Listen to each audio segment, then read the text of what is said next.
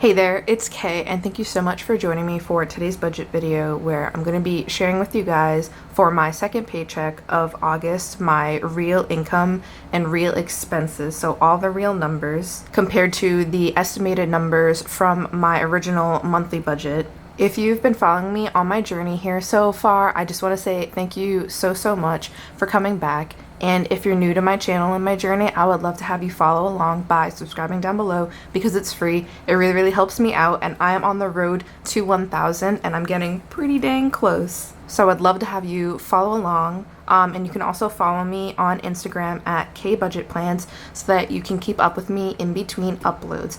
So without further ado, let's hop into this paycheck budget. So I've opened up here to my paycheck number 2 budget sheet, and as you can see, it's completely blank. I still haven't filled out all of the estimated income and expenses that would be based off my monthly budget. So I'm gonna go ahead and do that first before I share all of the real numbers, just so that I can show you guys how it works out with the monthly and the bi-weekly schedule based off of my first paycheck. So I'm going to take, I actually have black, blue, and red, and I have red because I know that something is over budget, but we'll get there. Also, while I'm here, if you can hear my AC in the background, I'm really sorry, but I just got home and it is like 90 degrees in the building and it is so humid, so I'm sorry about that.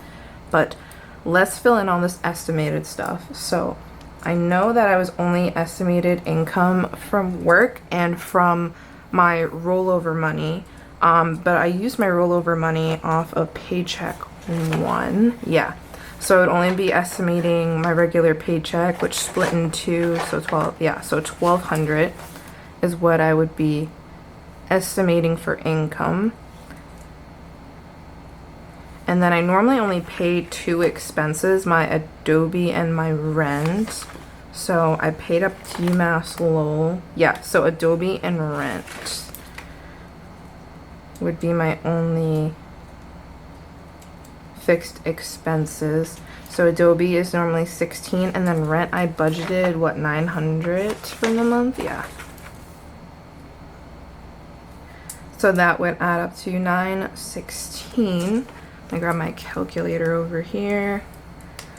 So 1,200 minus 916 is 284. And I believe that all of my variable expenses were covered under the first paycheck according to my plan. So 655 and 655. So there was nothing budgeted or planned to be budgeted out of the second paycheck. And then I don't believe I budgeted for sinking funds. Yeah, I definitely did not. So we're going to cross that out. And it looks like I was only planning to go into extra debt payments. So I have, what, 284. And then, so let's see. We're going to need the calculator again. So 389 total was what I needed to finish off Nelnet C for the month, and I was planning to do 308. So I need both of those numbers here to get what the second paycheck was supposed to be. So 389, 34 minus 308 is 8134. Was for the Nelnet C, and then I also was planning to tackle my next loan being Nelnet F. So 284 minus the 8134, 202.66, which matches the monthly estimate. So that totally works out on the estimated number. So 202.66, 284 with nothing remaining, nothing for extra savings. So that was all of my estimated numbers. Oh, my cat has come in the room. So these were all the estimated numbers, and I don't need anything else out of the book. So I'm going to go ahead and take this page out just so that I have it. And yeah, that's the whole page. This book is so thick, it's like so hard to close now. So I'm gonna put my book away, and then I'll be able to zoom in on the sheet as we go section by section, starting with my income. I did get paid from work, again, my only income, as I budgeted for. I did, however, receive a very hefty sum of $1,837. It's beautiful. That's all travel expenses coming back. All that tax-free travel reimbursement. I love that stuff. That's the only thing that makes my job worthwhile. Because although I don't feel comfortable saying exactly what I do for a living and who I work for, I'm just saying I make like $17 an hour, like on my hourly. And if I didn't have all this mileage and hotel money, I wouldn't be doing this job for $17 an hour. It is not worth it, for sure. But I made out like a bandit on this paycheck here, and I was able to do some really nice stuff with it. So we're gonna take this $1,837 down into my fixed expenses, because you always want to pay the bills you're obligated to pay first. So Adobe's on auto pay for this fixed amount. It's $15.99, and I round up to 16 because if you know me by now, you know I don't like pennies, coins, change, decimals, all that stuff. So I just round up to 16 on that $15.99 charge every month, and the penny just stays in my checking account. And so for rent and utilities, it got kind of weird last month where I had that credits that I received for renewing my lease. So my rent was lower than I expected, and that worked out. This month it's higher because I forgot to budget for a one-time yearly fee for receiving packages, because we don't have like big mailboxes, we have like a big package room.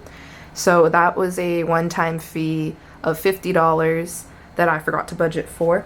So my rent and utilities for total, it came out to $930. So last month I was under for rent, and now I'm over for rent. So this is going to total up instead to what, $946. Which is $916 plus 30. Yep. So, but I did have a different starting amount, so I need the calculator. 1837 minus 946 is 891, and my cat is trying to get me to play with him right now instead of film. So despite that little hiccup in the rent there, I still had a huge surplus than what I had budgeted for, so that really worked out for me. I still am not putting anything into variable expenses because everything I give myself at the beginning of the month is what I try to live off of. I am, however, going to be depositing a little bit into my sinking funds. Well, only one fund, my car maintenance fund.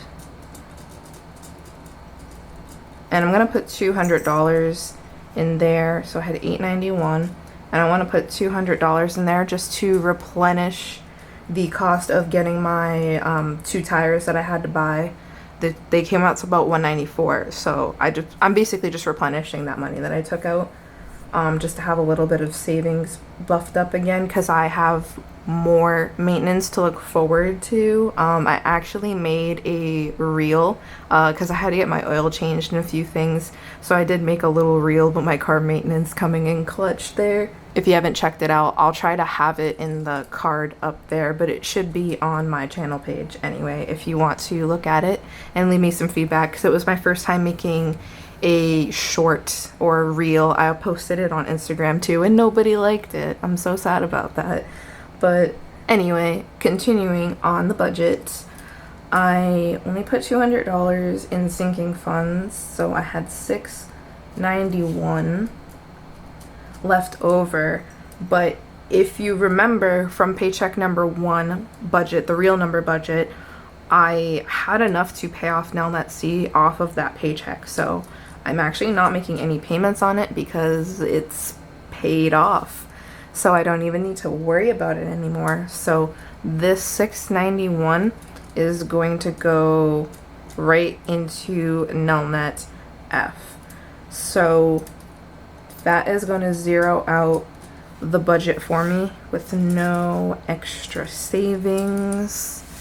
So I'm going to grab my red pen and I'm going to go ahead and do the variances really quick. So we did have a surplus here of $637. Already walking in here, which is pretty close to what I ended up paying extra on here. So it's good to see that. On Adobe there was no variance, but on the rent obviously I went deficit, so that's why I have my red. This is actually a red refill for these pens, but I only have 2 of them, so I have black and blue because I use those the most, and I just leave the red refill out because it still works. But obviously I went over, so we have a deficit there, meaning that I'm going to have to subtract that from my surplus. So for the category, I was deficit, and then that left me with a surplus of $607, which I'm just going to carry over here because we didn't touch the variable expenses. So here's where I have another deficit because I didn't budget for this at all. Like I budgeted 0. So me putting that $200 in is unaccounted for. It's negative, it's deficit. So we were out $200 on that because it was unbudgeted. And that left me with a surplus of $407. And then this puts a surplus because here I had already paid it off the first paycheck on the actual numbers. So this leaves a surplus of $81.34. And then this is going to have a deficit. So $691 minus $202.66 is $488.34. And then if we add up the 407 and the 81.34, it should add up to 488.34. And it does, so that's how I know that the variance zeroed out with the zero-based budget. So this put us deficit 488.34, which means for the category we were deficit 407, which is why we had a surplus 407, deficit 407.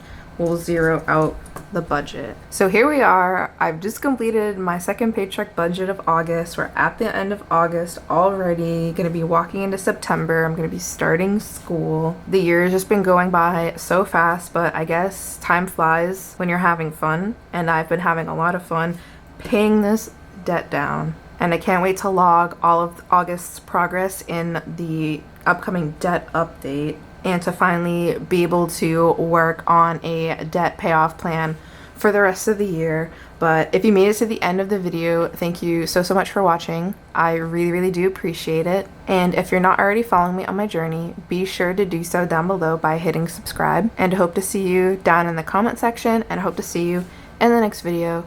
Peace out.